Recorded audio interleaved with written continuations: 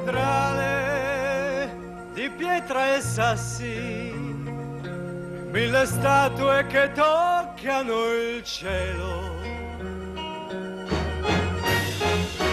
Perché non apri le tue porte per sentire questa mia preghiera?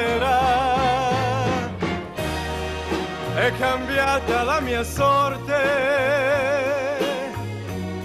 tutto solo